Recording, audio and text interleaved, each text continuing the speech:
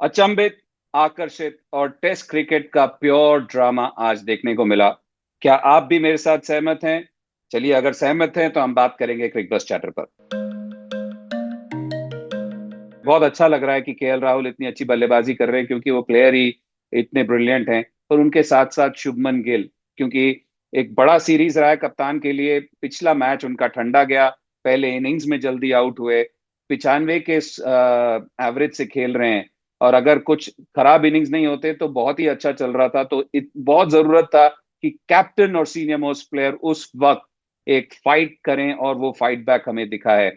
हमने लॉर्ड्स के test match में देखा कि हमारे जो लोअर ऑर्डर, जिनसे इतना कंट्रीब्यूशन नहीं मिल रहा था, उन्होंने काफी डिटर्मिनेशन दिखाया, रेजिलियंस दिखाया, जिसके बदौलत हम मैच इतना पास पहुंचा। पर अगर आप इंग्लैंड की बात करें, आप ब्राइडन कास, जोफ्रा आर्चर नंबर 11 पे आते हैं। उनको बल्लेबाजी करनी आती है, अच्छे हिट्स भी मार सकते हैं।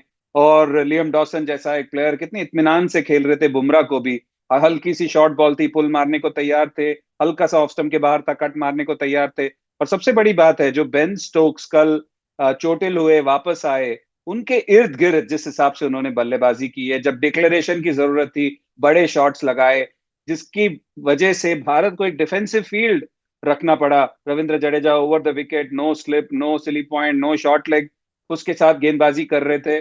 तो ये आप देख सकते हैं कि ये ऑलराउंड स्ट्रेंथ जो है उनका, और उस वजह से ये जो लीड था, इतना अच्छा ओवर 669 पे जाके खत्म हुआ उनका स्कोर। कुछ कुछ दिन, खासकर रेड बॉल क्रिकेट में, टेस्ट मैच क्रिकेट में ऐसे देखने को मिलते हैं।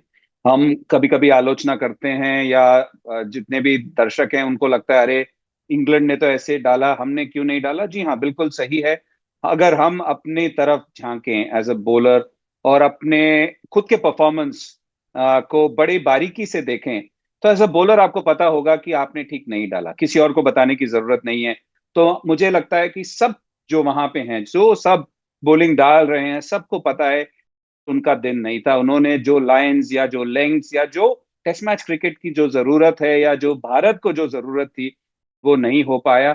तो जरूर थोड़ा बहुत अपना जो सेल्फ प्राइड और एस्टीम है उसको चोट पहुंचा होगा। देखिए, कमाल की बात है ना, जब 100 करना एक बहुत बड़ी बात है, और 5 विकेट लेना बहुत बड़ी बात है, पर 100 और 5 विकेट्स एक ही मैच में बहुत मुश्किल होता है। और वो पांचवें ऐसे कप्तान बने हैं जिन्होंने 100 और 5 विकेट एक ही मैच में लिया, और एक बड़े एलीट लिस्ट में हैं। और बतौर कप्तान आपको पता है कि मैं बतौर बल्लेबाज भी खेल सकता हूँ, और बतौर बॉलर भी खेल सकता हूँ। इसी वजह से वो जो परिभाषा है ऑलराउंडर की, वो उस वजह से दी जाती है। तो सीरियसली एक महान क्रिकेटर, और अच्छा है कि अभी हम सबको ये देखने को मिल रहा है बेन स्टोक्स की परफॉर्मेंस। देखिए, जब से ये श्रृंखला शुरू हुआ है, जो बेन स्टोक्स का जो योगदान रहा है इंग्लैंड के लिए बतौर कप्तान, सभी कह रहे हैं, सारे क्रिकेट पंडित्स कह रहे हैं, और मुझे नहीं लगता किसी और को बताने की भी जरूरत है, क्योंकि सभी दर्शक भी देख रहे हैं, जो बेस्ट बॉलर ऑन व्यू रहे हैं, मुझे लगता है दोनों तरफ से वो बेन स्टोक्स रहे हैं। जो इम्प्रेसिव स्पेल्स डाले हैं, जो इंसाइसिव स्पेल्स डाले हैं, और जो ऐसे स्पेल्स डाले हैं जिसमें मैच का रुख बदला या बदलने की कोशिश हुई है, वो बेन स्टोक्स की बदौलत हुई है। तो और उसके साथ साथ जो बल्लेबाजी उन्होंने की है अभी तक, 30-30-30 या 33-33-33 बहुत बार बनाए उन्होंने। पर इस बार जो शतक जड़ा है, चोटिल होने के कारण ऐसा नहीं लग रहा था कि पहली जो बल्लेबाजी जब वो कर रहे थे बहुत ज्यादा फ्लुएंसी थी, पर जब एक बार जब फ्लुएंसी पकड़ ली, तो आपको पता है कि कितने डेंजरस बल्लेबाज हैं।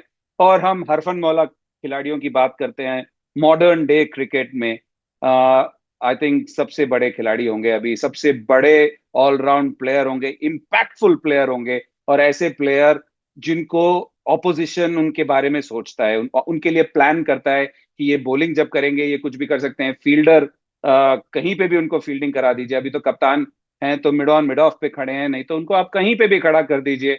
वो एक ऑलराउंड फील्डर हैं, और ऑलराउंडर हैं in the true sense, best allrounder. देखिए, मुझे लगता है आज जब 0 for 2 हो गए थे, उस वक्त जो बल्लेबाजी की है केएल राहुल और शुभमन गिल ने, वो ब्रिलियंट थी। और उस वजह से केएल राहुल तो चांसलर्स खेले हैं, पर जब 46 के स्कोर पे थे शुभमन गिल, तब एक बड़ा जीवन दान मिला उनको।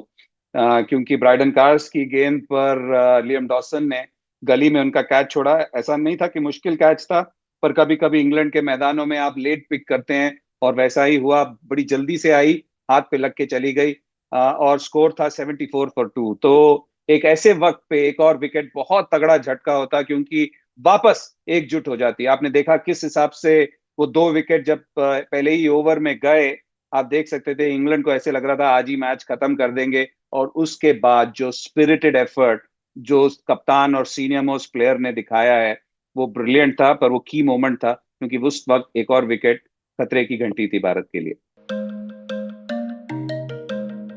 एक चीज जो स्टैंड आउट की है वो भारत का डिटर्मिनेशन है।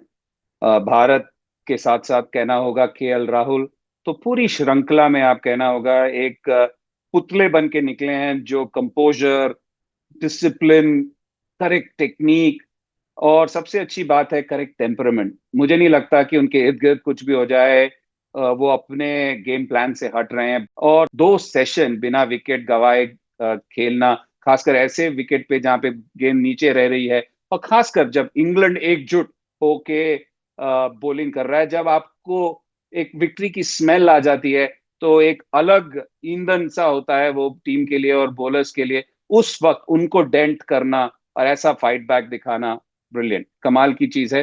तो that is what stood out आज। पूरी तरीके से एकजुट होकर आज बल्लेबाजी की है। 174 फॉर 2 जब 0 फॉर 2 था। 137 रन से अभी भी पीछे है भारत।